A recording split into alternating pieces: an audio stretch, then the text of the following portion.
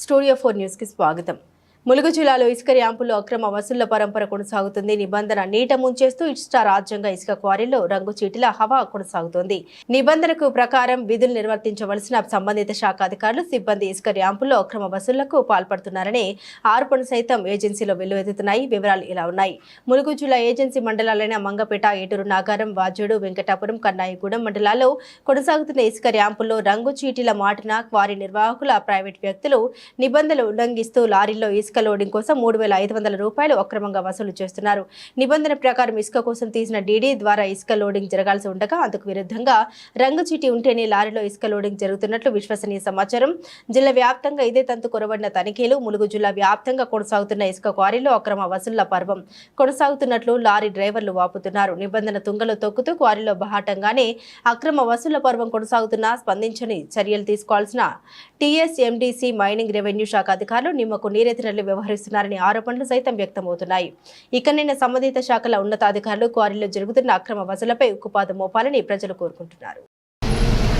Actual అయితే మీరు కట్టిన డీడీ తీసుకొస్తే మీకు ఉచితంగా ఇక్కడ ఇసుక రింపాలి, కానీ ఉచితంగా రింపకుండా మీకు 3,500 లోడింగ్ ఛార్జ్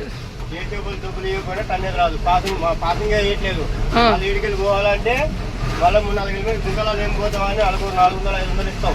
అది ఇస్తే ఇది వచ్చింది. ఎంత మనకి తను తక్కువ వచ్చినట్లయితే ఎంపీ వేలు ఎక్కువ ఉంది కదా.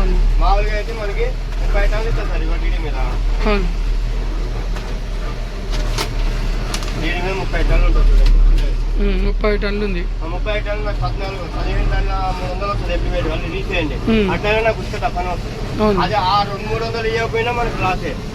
ఇటు ఇక్కడ గ్రామ పంచాయతీ పేరు మీద 300 రూపాయలు, 2 గ్రామ పంచాయతీల పేరు మీద, ఇటు సీరియల్ పేరు మీద డబ్బులే.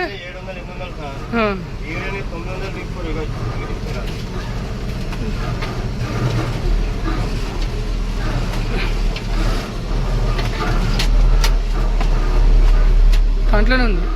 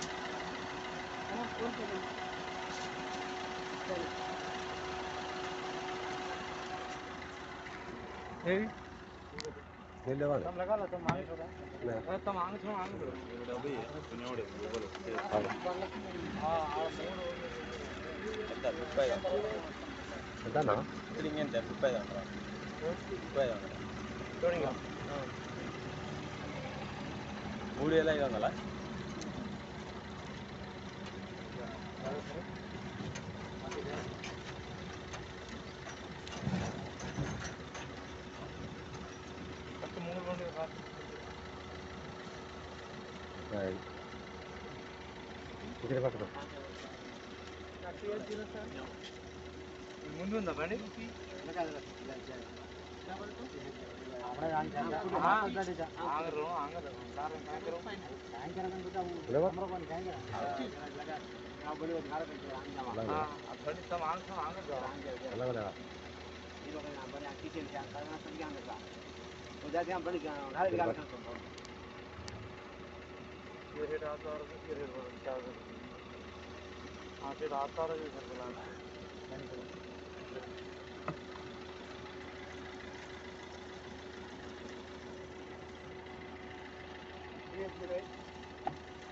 యూకే